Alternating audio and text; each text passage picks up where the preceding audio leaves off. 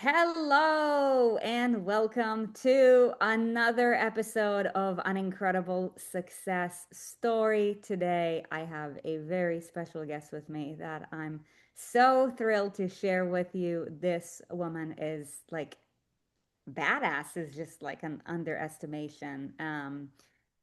And she's had one heck of a journey, and I'm excited for you to hear just, all the challenges that she's overcome and what she's accomplished along the way. So without further ado, Missy Marks, welcome. Hello. Hi.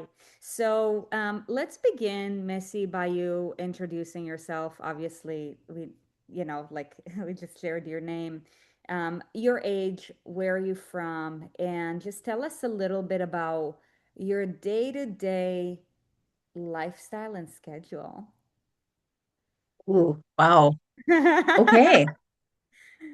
Well, my name is Missy. I am 47 years old and I live in Minnesota.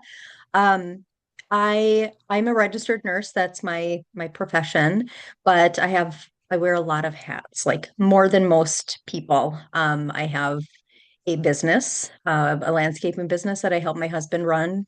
That's been going on for 26 years. I've been married to him for 26 years. So, like, our whole relationship has been this business. I have a nonprofit that we started almost 5 years ago from scratch, a 501(c)(3), like the whole shebang. What else do I do? I have children, two adult children now. So I'm a mom. And for my nursing job, I always have, I'm one of those, I always have a couple, two, three nursing jobs that I'm dealing with, and multiple shifts. So I'm awake during the day sometimes, and I'm awake during the night sometimes. More to come on that, but yeah, so I do all the things. I also volunteer as a rabbit rescuer. So a lot of people dump their animals, as we all know, dogs and cats and rabbits, etc. So I rescue them and foster rabbits in my spare time. And I think those are like the biggest nuggets. Yeah. I don't think that that's enough. Just kidding. Um, In- I remember when you very first shared your like rabbits like on Voxer. They're so cute. And They are. thank you. Thank you. Thank you for who you are and what you do. And the first question that I have for you, because I see this, I call it a blind spot, and I believe it's a limiting belief for most people when the reality is that like we validate our limiting beliefs, which you know. Yep. Um, so you have a full-time job that requires a lot. It's not, the typical 9 to 5 job. And by the way, I'm not poo-pooing on that by any means, but we're talking like around the clock job, like, graveyard shifts, day shift, midday shift.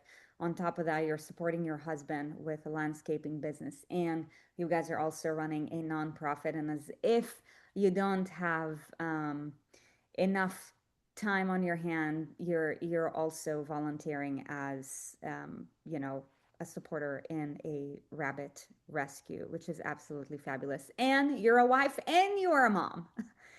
All the Hmm. hats. Tell me, did you ever think that you don't have enough time to take care of you?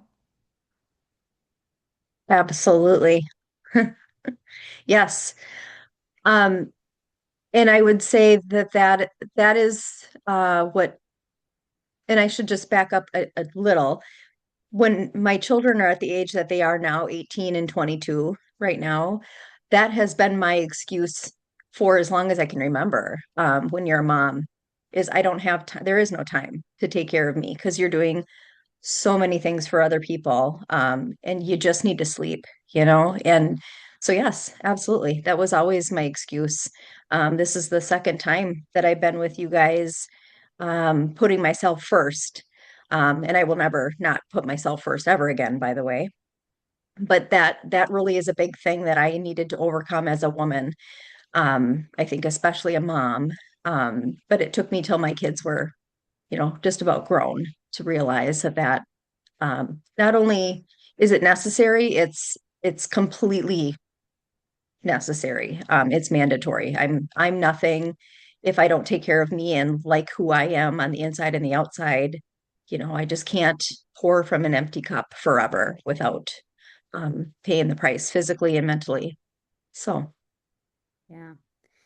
You said it is not necessary, it is mandatory. I love it. mm, So, when was, because you've been on both ends, right? And something that I'm recognizing too, Missy, I mean, you have, like kids who are young adults. Something that I'm recognizing is that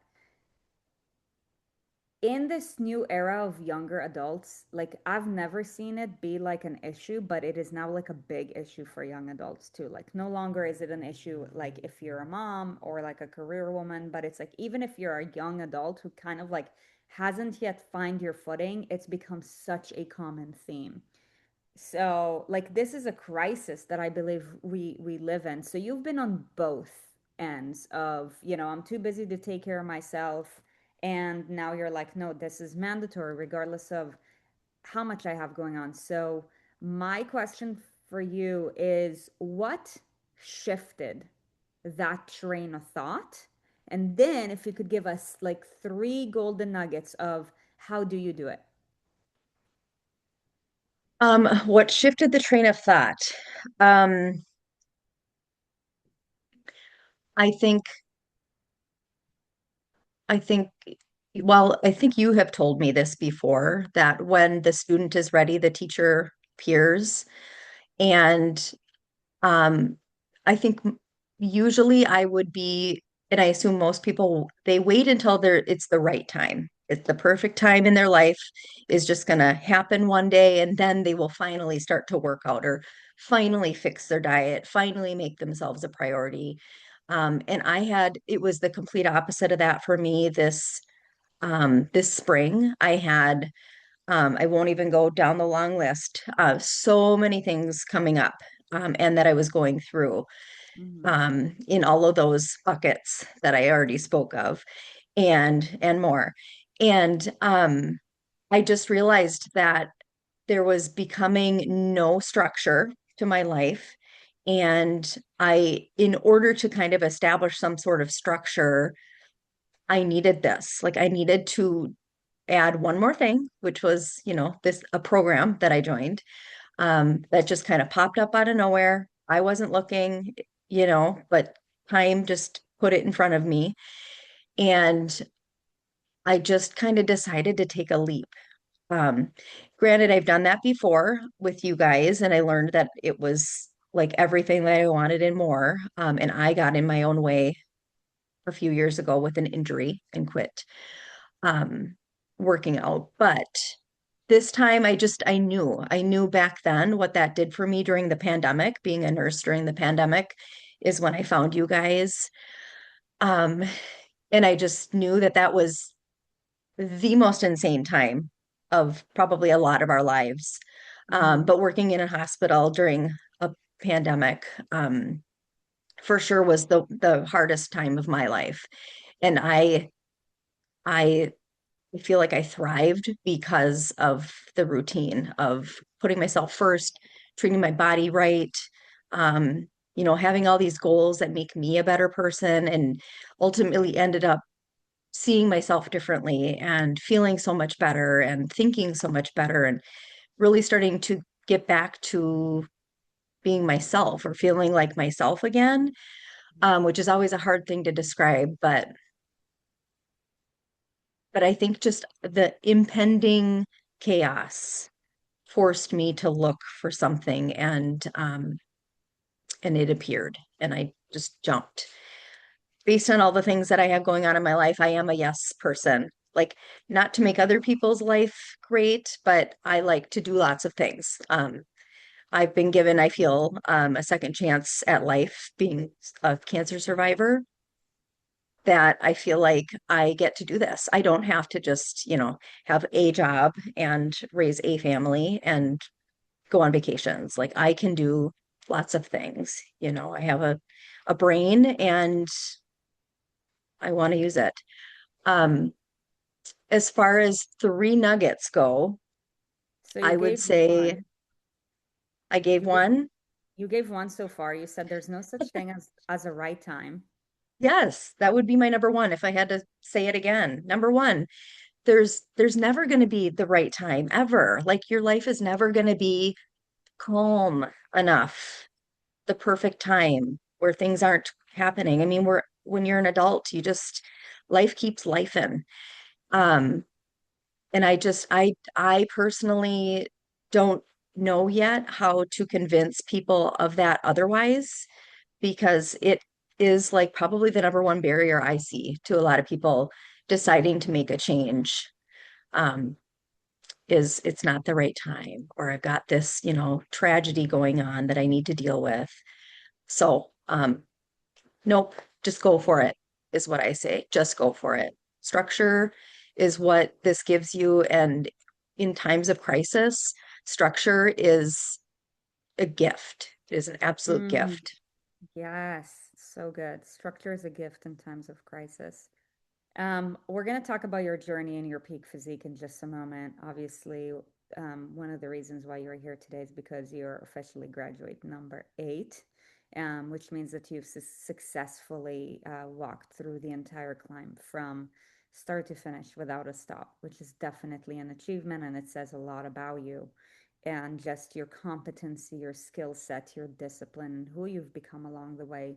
Before we talk about your climb, this is actually something that you and I have never talked about, and I just feel inclined to ask.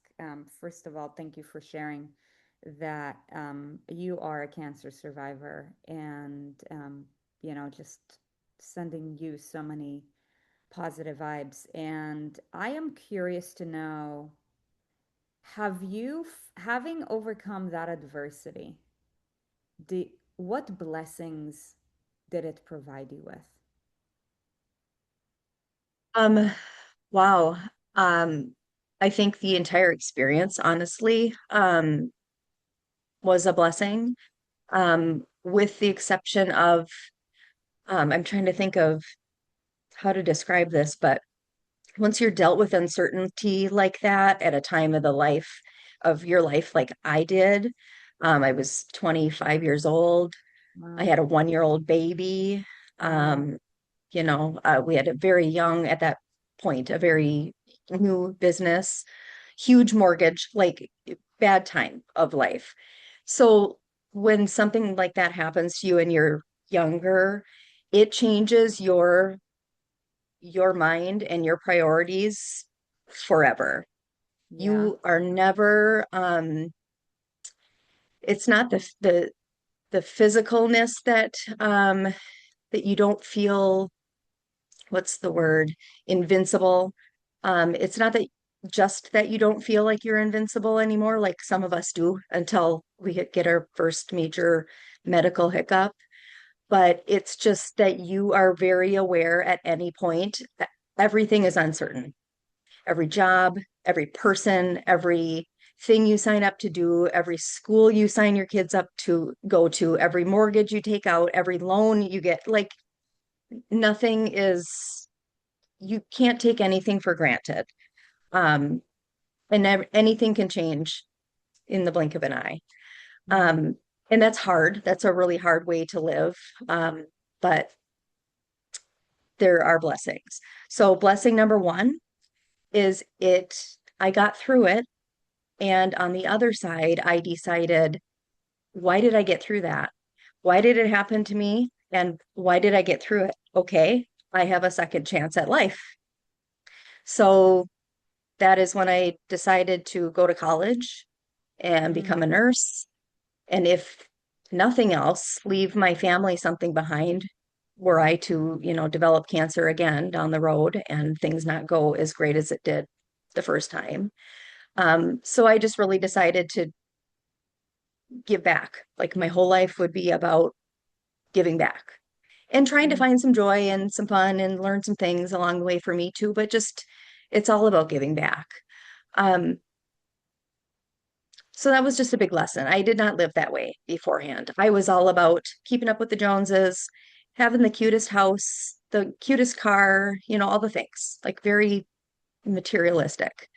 Yeah. Um, the other thing is I I think I was kind of thrown into getting used to getting outside of my comfort zone, like physically. I lived out in the country. Everybody looked like me where I lived. Like not there was no adversity. Like it was very comfortable, a very comfortable existence. And I decided absolutely not. Like I want to, when I started going to college, I was surrounded by new and different people and different ways of thinking. Um, and I would have never gone through that. I would never have gotten that chance if I had not, had cancer and been kind of steered down this path. Um, I try to work in the most diverse hospitals that I possibly can, just again to be just immersed in people and different cultures and um, know that it's different for everybody and kind of get to experience that a little bit more. Um, Other things, it really makes me think, and still to this day, and it's been 21 years, by the way, um, since I've been cancer free. It makes me think a lot more about like the future in like what I'm doing right now and how it's going to affect me in the future. I don't know if that makes a lot of sense, but I'm not a big future planner, but I'm very much like, okay, if I choose to do this right now, like what is it going to do to my future kind of a thing, where I never used to think like that before. I think I was living now, but for planning for the future. I don't know. It's just kind of weird. Um, yeah, those Yeah, are thank you kind of so the much. big Thank you things. so much for sharing that. I felt pulled to ask you this because I believe that if your words of wisdom are gonna help and heal one person, then that's a blessing, right? And what I'm hearing Absolutely. you say is that um, coming up close and personal with this adversity gave you a new level of appreciation to how fragile life is. And it sounds like it gave your life a meaning and a purpose, right? Versus, just the typical social expectation of climb up corporate ladder, and keep up with the Joneses to what really lights my soul on fire and what will add zest to my life and really just aligning your priorities with the fragility of life. Um, yeah, I mean, I'm going through, Erin and I were going through something personal in our lives that, where we just lost our puppy a couple weeks ago, and it's really wild. I remember that what shifted my ways in, like leaning into consistency and discipline was, seeing my dad, um, confront death and his heart attack completely shifted me. And now with having lost our pup, it's really wild how experiences that remind us how fragile life is also bring out a greater purpose to life. So just, thank you for having cherished that and understood that and just, turning your pain into purpose. That really means a lot. Um, so let's shift gears. Spring 2025. Um, you have come across the 6 week peak physique.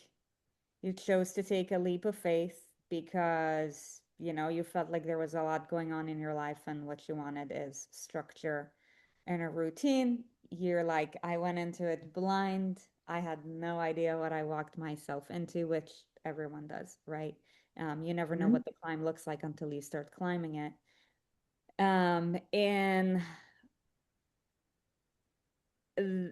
I mean, you've always, like, I remember since our first conversation, like, you were a go-getter, but like, nothing about you is the same, if you know what I mean, right? Yeah, So, agree. let's talk about the peak physique in general. Let's begin with a little bit of vanity, because I know that's what people want to hear. So, from the start of the 6 week peak physique up until your final day, what results did you create? Let's talk scale related and non scale related. And I don't know what is wrong with me, but I think it's so important for me to say that I'm small. So when I talk about these numbers, like for 5'1", these are big numbers. They look big in the mirror anyway. So I lost 19 pounds through the course of like from the spring until I graduated in November, 19 pounds, but 13 and a half inches. So like I don't even look, to me, I don't even look like the same person. Well, you Um, don't like boulder shoulders, right? like swole I patrol. know. Yeah. Yes. And I was a gymnast when I was younger. So when I start doing these workouts and stuff, I'm always afraid that I'm just going to become thighs again because I was thighs when I was younger, and that gets you a long way when you're in gymnastics, having humongous quads. And I didn't want that this time. So I really, really am impressed that whatever I've been doing, I do have like I'm very, very strong. My arms are super strong. I just had to do a reassessment today that we'll talk about later, but very strong, like so strong. But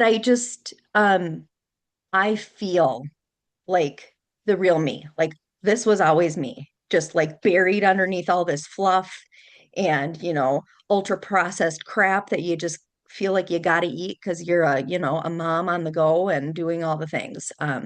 So that's the scale. That's the scale and that's the measuring tape. Humongous gains. Um, to be honest, I didn't know I because I'm 47 now. The last time I did this, I was a little younger, and I feel like I'm also in perimenopause. Um, so I didn't know like if that would affect my results, if that would really slow me down. But that was a goal of mine is to get in shape before menopause, by the way. I've done that. So, yay. So I met all of my goals. And in fact, I had to adjust my weight goal because I met my goal before I was done with the program. So I decided to drop it by 5 pounds. And I didn't meet my new goal, but I'm within 2 pounds of it. So who cares? I'll get there. Um, so that was super fun. I really did not expect it setting those goals because, and I'm reading a couple of books now that it's true. If you don't set goals, then you're not working towards anything. So, like, even if the goal feels arbitrary or not attainable, like having a goal is like, I will never not have goals anymore ever again. So that's one major non-scale win of me. Like I have learned the trick of life, I feel, is to set goals. So you can meet them or not and adjust and go again. Like that, it's kind of a zesty part of life that I didn't know of 6 months ago. So thank you for that. Yeah. Um, Other non-scale, my gosh, I'm still working on my list. I have so far like 25 things of things that I never used to do as a person, like before um, the Peak Physique program. And it's all good stuff. Like I don't have it in front of me, but it's all like it's kind of substantial things that make me a better person, I feel, which is not measurable on the scale and maybe isn't measurable at all, but like I make my own food, I meal prep, I I eat delicious. Like I eat delicious food and look great, feel great.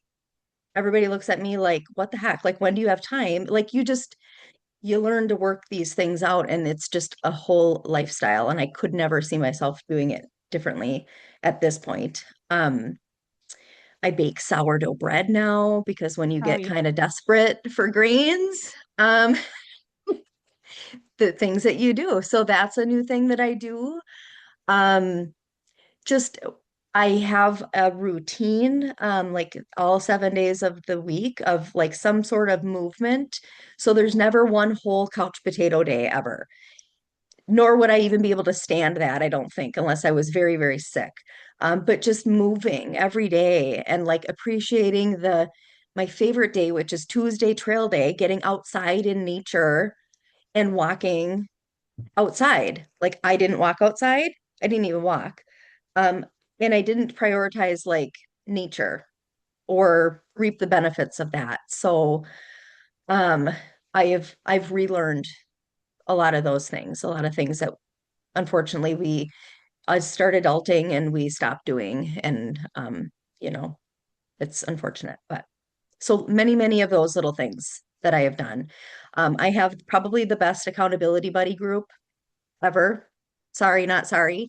They are really the rock and they are really the why and the how we have all gotten here, to be quite honest. Because it just takes a little village, within the tribe, just to check yourself before you wreck yourself and to be honest and, confront each other when you haven't seen anything or, they're looking like they might be sliding, or just to get something off your chest. Like, hey, I was about to do this one thing, but I'm not going to, you know, just a safe place to be honest and remind each other that we are all doing this wild, elite thing, and we have goals, and we're going to make sure we all get to the top. Yeah. Um, okay, I'm gonna like just ask you popcorn questions, just based on things that you've learned and gathered along the way in just a moment. But before that, I love what you talked about. This is in the context of environment. And I believe that environment is like really the pacemaker of where you want to go with your goals, right? Who you surround yourself with really either gives rise and fuel and speed into who you want to become, or really creates a lot of obstacles. And something that I'm seeing, especially very recently, just because of the timing of the year, is that a lot of times when climbing higher, there comes discouragement. Have you ever been discouraged, like on your climb up? Yeah, absolutely. Um, and I see a pattern where most people want to hide and quit in when facing discouragement. And I just want you to speak into that. When you're being discouraged, what words of wisdom would you give someone in order to stay on the path that you're on instead of give up? Oh my gosh, lean in, lean in. Um, I am somebody who I've been in therapy just because we're human and it's helpful for me to have like a therapist. But really, what I've learned from that is the most valuable thing is getting things off your chest. And even better is if you get something off your chest and somebody is there to receive that and kind of talk you down off of the ledge, or even if, or just to, say something positive or helpful, or for you to be seen and reminded that you're not alone. You are in this group. Maybe you'll remember, your why. Um, but just leaning in. Um, I see that time after time after time. I used our program platform and then later on school to do that for myself numerous times. I kind of got into this habit, and my accountability buddies both as well, where as part of our daily routine, we just like Checking. shared like every single day, Yep. shared something on the things. But just like if you're having a hard morning or, I'm trying to not share like personal things that have happened with other people because I just see this is like the key. um, it's not just sharing your wins and accountability, daily accountability. It's also like it's something you need to learn to start to do, to process the crap going on when it's happening, rather than just stifle yourself and go off in a corner and, feel like you're all alone and you can't. And um, most of the time, when people do come to the platform, or when I've come to the platform, with like, oh my gosh, I'm overwhelmed. This is what's going on. I don't think I can, or I'm not going to, or I'm gonna, plan to get a zero or like whatever the case may be. Mhm. These people in this group are your people. They have tricks and ideas and tips that you weren't even asking for, but they're there and you never would have learned them if you wouldn't have just come in to just like process is what I call it. That's what we call it in therapy. Um, so that is just it's a necessary thing. I say that because I know when I didn't have that, that's when I disappeared. That's when I stopped doing everything. I had no environment. I had nobody around me that was anything like me or doing anything similar that I could go to. Um, I didn't think I did. Anyway, we'll say that. But leaning in, it is absolutely the most important thing to do. It's the most important thing to learn to do. And I see more and more of my sisters learning that as they go. And some of them, they still fall off and they come back and, but like they get better every time. They Mhm. get better every time. So it's a constant. Everybody, I see it across the board. Everybody seems to require that. So it just must be a human thing that we all need. That's so helpful. Yeah, so let's go deeper with regards to that because guarantee you this is the like, go-getter female who is probably crossing her arms right now and she's like, "Yeah, but I don't want to be a burden on anyone." Oh boy. Tell me the difference, okay, from your own perspective, because we've seen this, right, in the container.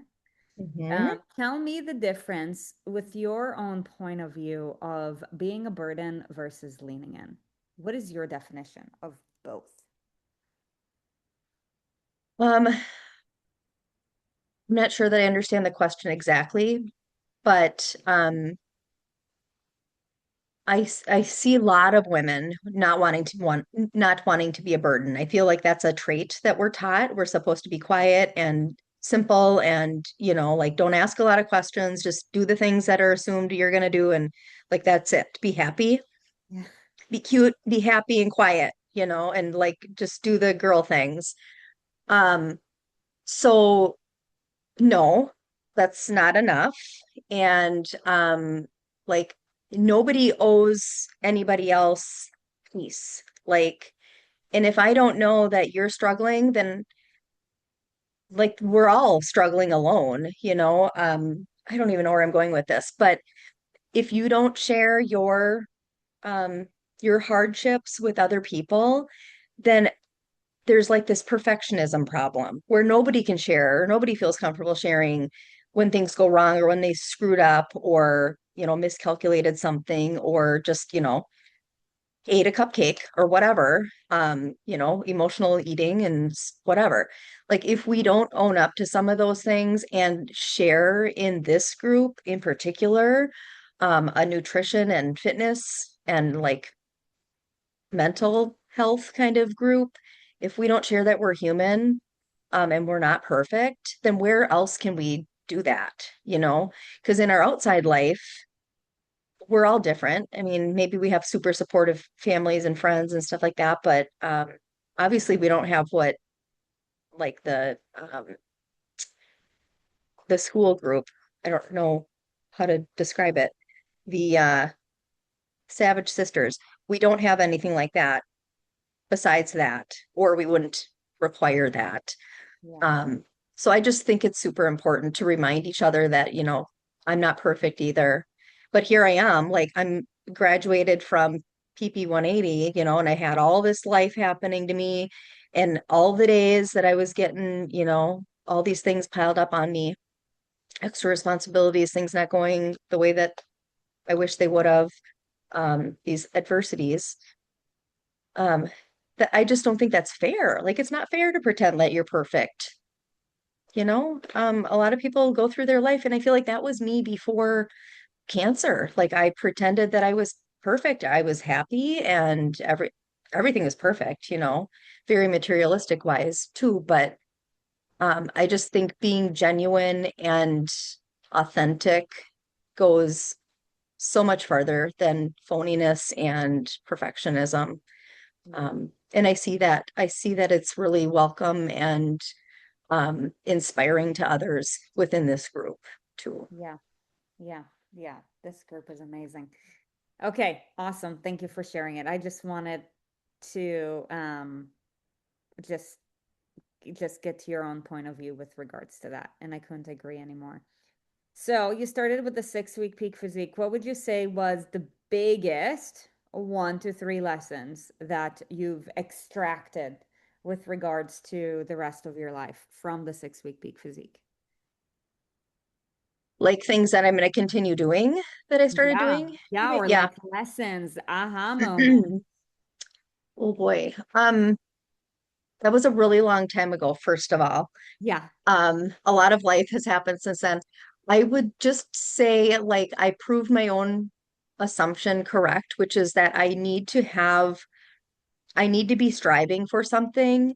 And in order to be striving for something, just I'm a person who needs some sort of structure. So whether it's a fake program, a real program, a thing that I'm just doing, a thing that I'm doing in a group of others with like challenges and stuff like that, or a mixture of both, I need to do something like that. And to me, that's kind of a form of play, and play makes it fun. yeah, So I learned all of that in um, that one example, I guess, that one task, which is like um, setting goals and tracking, yeah, yeah, my journey to for the sure. goal. The other thing is the changes that I made to nutrition. Um, I'm somebody also who's had a lot of trouble with GI stuff. Um, like a lot. I've done breath testing and like all these things with my doctor, and they've always wanted me to get stricter and crazier with my diet and stuff like that, but nobody's ever said, "Hey, eat clean. Just eat clean. Just eliminate all of the crap, okay?" And I've never done it because nobody's ever dared me to do that before. And I've never paid to be in a program where I had to do that in order to stay in the program. So I have seen so many positives out of that. Um, I am 2 weeks, I'm 15 days out of a program, and I haven't gone back to eating the crap. Like I'm a little bit more lenient, but I'm still like 95% every single day because I just feel better and it feels right. And there's just no reason. I'm probably saving oodles of money too, by the way, eating all organic and super green, very clean food. I feel like, what you pay for takeout and drive through and just prepackaged crap, you know. Yeah, So I learned that. I never, ever, ever, ever. I mean, I work with people who are like only shopping at Whole Foods and they eat super clean. And I was thinking they were nuts all these years. But now I'm like, that's why you feel great. That's why you're borderline hyper. You have so much energy because you feel amazing because you're eating like the way that you do. So that's the new me as well. And then I think just the movement piece. I used to even when I was only doing burn zones years ago, I was doing a lot of burn zones. I was doing them 4 or 5 times a week. yeah, Um, but like on the other days, I wasn't doing anything, nothing, like nothing. It was my rest and recovery day. I did nothing. I didn't move around. Probably had a couple, like one couch potato day a week. yeah, Um, and that's because I still wasn't eating like great. And I was like killing myself with these workouts and like the stress. So I just yeah, wasn't recovering properly. So that's four things. I recover properly now and I move every single day. I do yeah, something every single day. yeah. And my body kind of craves it. So I'm not changing that either. Yeah. Erin's definition of a habit is when you now have are struggling to not do something. Yeah. That's how you know that you've truly cultivated a habit. Um, Yeah. awesome. Yeah, you've heard me say this before. I'm like, I have a dream that, like people won't fear eating green like it's the plague. But I do truly believe that, together in Savage Sisters, we're kind of building that standard of, hey, like eating clean can be totally fun. And I think so many people are just under and uneducated, and they think that eating clean is tasteless when the reality is eating clean makes you feel great and it's delicious. And And yeah, it's a time saver because you're meal prepping usually when you're eating that way. I mean, all of my coworkers, they drool over my food. They're like, "What are you warming up in that microwave? That smells amazing." I'm like this is like 200 calories. It's all fiber, like, and it's delicious. There's like 50 grams of protein. They're like, what? And it probably cost me $1.50. Completely green, like, and they're, on their way back from the cafeteria from spending 15 bucks and everything is nasty and yeah, ultra processed, deep fried from the hospital. yeah, yeah, So yeah. yeah, yeah. Awesome. Okay, so that's the 6 weeks. Now, Mm. let's move on to elite. So, obviously in the six in the peak physique is a series, and in order for you to go from one level to the next, there is a certain level of competency through consistency that you got to show up in. You've been invited to be an elite because you've showed up like a boss from the get-go, right? And level, I'm curious to know, let's walk through Ascent real quick, which is phase 3. Which one of the focus targets was your favorite and which was the most challenging and why? Um, let's start with the most challenging. That would have been the cold showers. Um, it was just the cold showers because it's uncomfortable and one person at a time when they're approaching that week where they need to start taking a cold shower every day, like we all hear it again, and it's the same place that we were all in, Yeah. so I get it, but I don't know why we just like something in our ancestry makes us anti-cold, especially cold water for a few minutes. But yeah, that was hard for me to wrap my head around, but I was just very quiet and mindful about it and watching other people go through it and seeing the spins, the play on words, calling it an invigorating shower. And it truly is. And once you get used to it, they truly are invigorating. And, there's a lot of health benefits that I loved from this. But that was the hardest mentally Yeah. to start doing and then to do and then you're just you got to have a group of people on the side, not the real group where the coaches are watching, but your ABs where you can say like, this is dumb, I hate this, and they're like, yep, but you got to do it or you're going to get a 0, and then you just get over it, you suck it up and you do it, and then some days aren't so bad, but you got to have those girls when you're feeling crappy on those days. Yeah. um Yeah. my my favorite one I think was just I think the nutrition. I'm weird, but I chose to be dialed in and green. And I can't remember, do you have to do that the whole entire? When yeah, Yeah. when you Yeah. you So like mentioned the when you're sprint starting one. elite, you have to choose, right? Mhm. Yes. So you don't have to do dialed in, which is where you're choosing to declare what amounts of macros you're going to eat every single day, and you're going to eat exactly and only that quantity. I thought I was crazy after a couple of weeks of that. But when you're meal prepping and you have to go away to work like I do for like 15 hours a day, multiple days in a row, and you have to plan so much in advance, it became actually a time saver and a lifesaver for me to know in advance, like, okay, I'm going to need 4 proteins and four, like all the things. And then I got to cook all that and like get it all into containers, or at least be ready to scoop them into containers every day. That it went from like, so why did I do this? I could have just eaten as much as I wanted and done green, but I ended up choosing the other one. Now I can't not do that anymore. So I'm Wow. still eating dialed in and green-ish. Okay.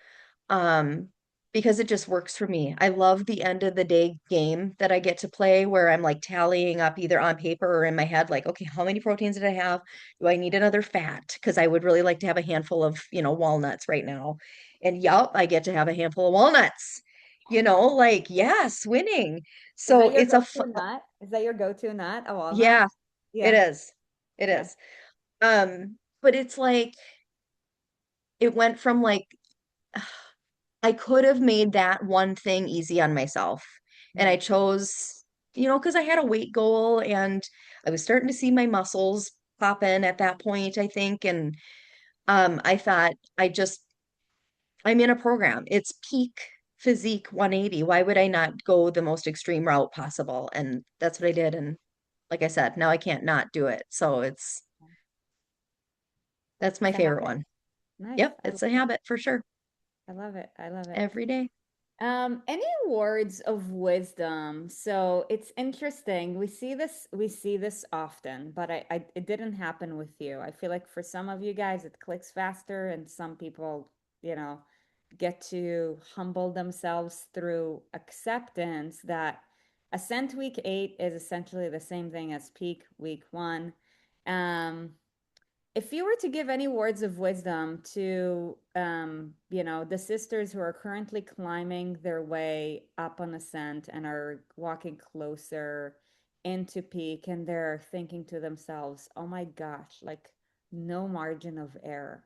Like, what would you tell them, just from your own experience about like what the journey is all about and just your own perspective about what peak does? I think two things. One thing to know going into it is at some point, either like the week before week 8 or the week of week 8 or the week of peak week 1, you realize how boring this feels. Like you've been doing something different every week for many, many weeks, like 8 weeks or Yeah. 7 weeks at that point, and then all of a Well, sudden you get to actually, week. no, because ever since you walk into base, so it's actually 12 weeks straight. That's why it feels like 12 weeks. Yes. So like 12 weeks, you're adding something new that you have to adjust to. You have to pivot and add a new thing. And depending on how you track your life, if you're okay with just using the electronic spreadsheet to like keep yourself organized, I am 47 years old. I am analog and I am digital, so I sometimes require paper. Yeah. So I needed a notebook. Like I needed to come up with a structure, something in my face that I could like that like soaked into my brain better. So I adopted this notebook um, way of tracking for during the day of what I was doing. And that really became mandatory for me week 8 because like zero room for error. I can't forget anything. I even have to remind myself to, do the tracker because I am the first one that made the mistake of not tracking in the spreadsheet every single day, week 1 of base, as a matter of fact, Yeah. um, and had to start all over. But that was, I think just knowing it's going to be super boring and you need to figure out if you haven't by then, I don't know. I don't know if I can help you, but you have to know how you can keep yourself organized and on task every single day for all of these many tasks. There will be 12 of them by the time you get to week 8, and then you're going to be doing 12 every single day for 12 more weeks, until you're done with Elite. And then if you're crazy like me, probably for a longer time. But that's just it. You need to know yourself by then. You need to know how you yourself can keep yourself on task to get all of these tasks done every single day and then record them in the tracker every single day. And once you figure that out, like you're golden. You're golden. By then, really, unless you're falling into old habits, which sometimes we do, and then we get knocked back and we get to relearn, several weeks behind again, um, and try it again. We need to figure out how we can keep ourselves on track and just stay there and lean in and do whatever we can. Um, but also just that realization that it's going to feel boring. Like the thought of it is going to feel boring at some point in like that 3 week period. I feel like 100% of us go through it and then you just get over it. And in the end, you're like, okay, thank God things aren't changing all the time. Now I can do this. And it gets monotonous.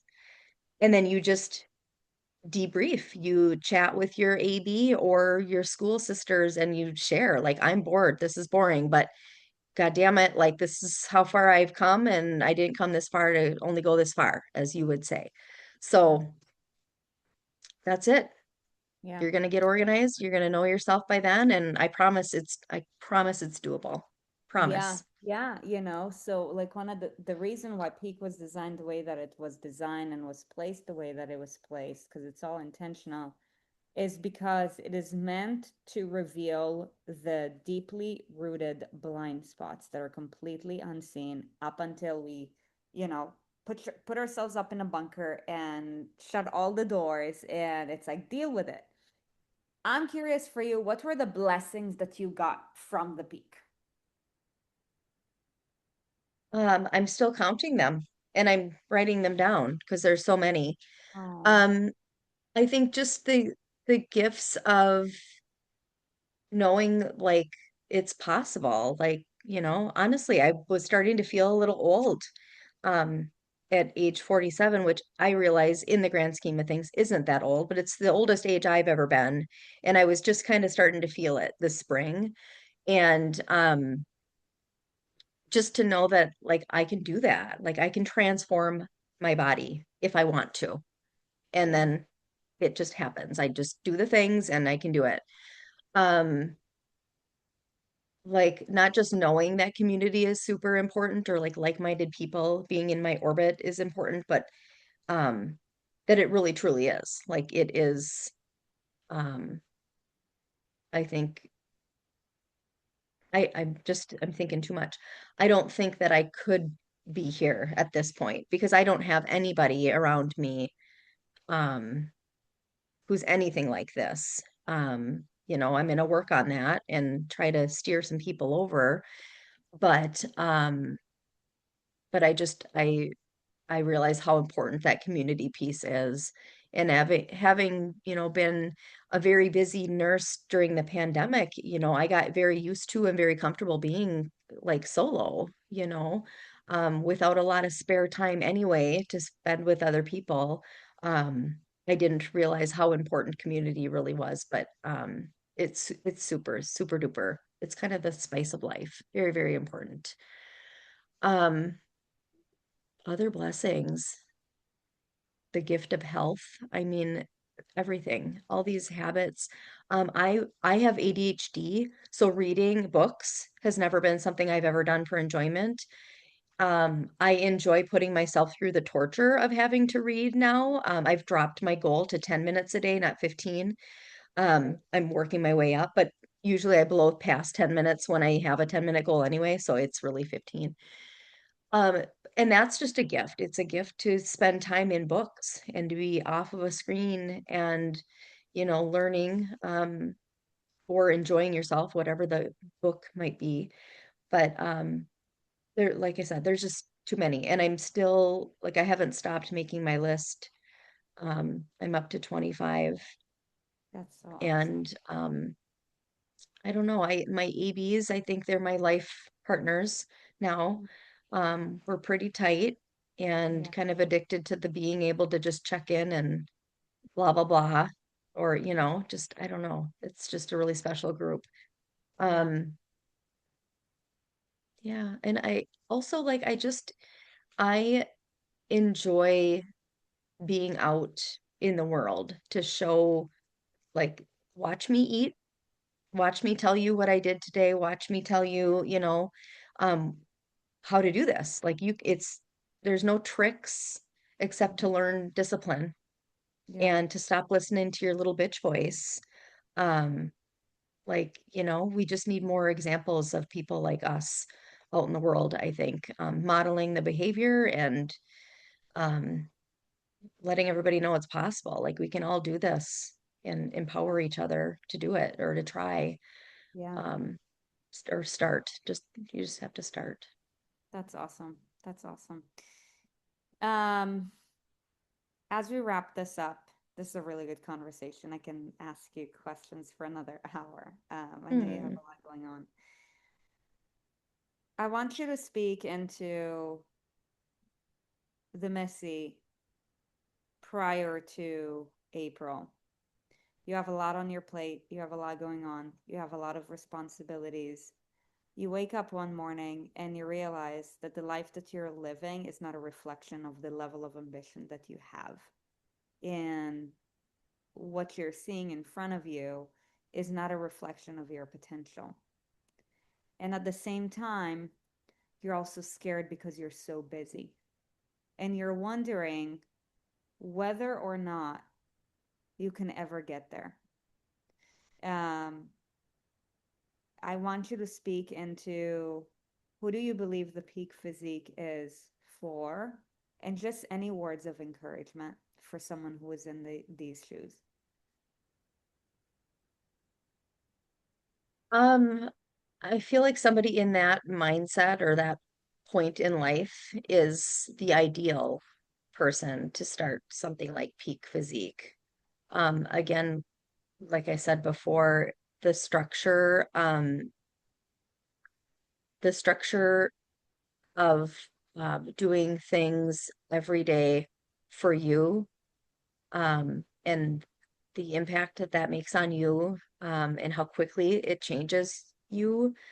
Um, it is a gift and it's something that you deserve to give yourself a chance to do.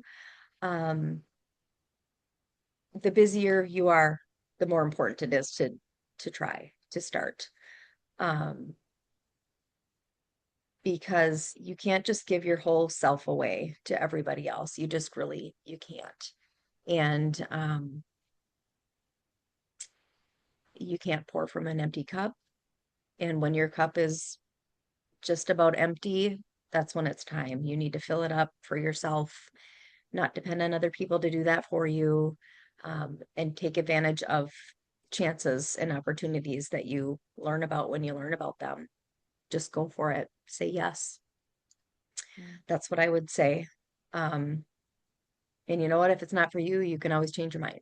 But if you don't start, you'll never know. Um, yeah, that's Yeah, that's good. my 2 cents on that. My last question to you is what is your definition of what is the pursuit of greatness?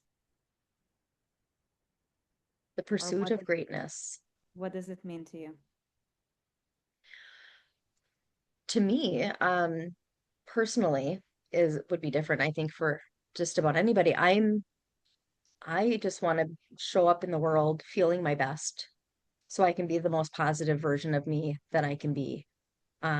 Which I wasn't that person for a long, long time. I mean, I've said the pandemic about 12 times and cancer a couple, but like just going through those things, and then being in areas like my workplace where everybody's gone through all these hard things, everybody's getting pretty negative at that point and very unhealthy and what's the word?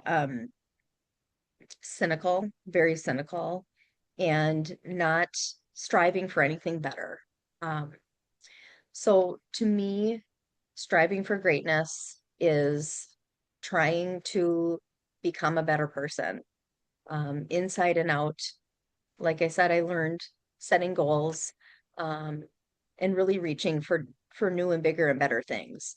My third goal that I write down every day, still do, is a 10x goal that I've changed a little bit, but um, I just feel that it's super important for us to, especially when we're busy people, um, don't forget to look outside.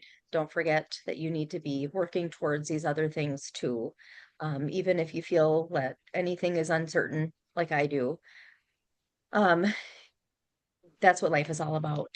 Um, that is what life is all about. And I want to be as healthy and fit and goal striving as I can for as long as I possibly can while I'm on this planet. And I can only do that if I take a little bit of time every day and work on myself, my mind, and my body.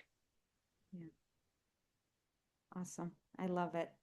Well, Missy Marks, graduate number 8. It's a true honor and pleasure. Thank you so much for just, sharing your journey. It's been an absolute pleasure to watch you grow. And what I am very grateful for is that it's an absolute pleasure to continue to watch you grow. So Oh, keep at it. Super proud of you, super grateful to just have you be in our lives and have you be also just a leader in your own life and for this community. Um, yeah, it takes a team to move a mountain, and we're all climbing a mountain. The mountain is us. So yes. thank you so much. Well, and I want to thank you guys too, right back at you. Thank you for everything. Thanks for the program. Thank you for the ideas. Thank you for the coaching and the opportunities and everything in between. Very Yeah, grateful for you guys. likewise. It's an honor and pleasure. Love you. Thank you. Love you too.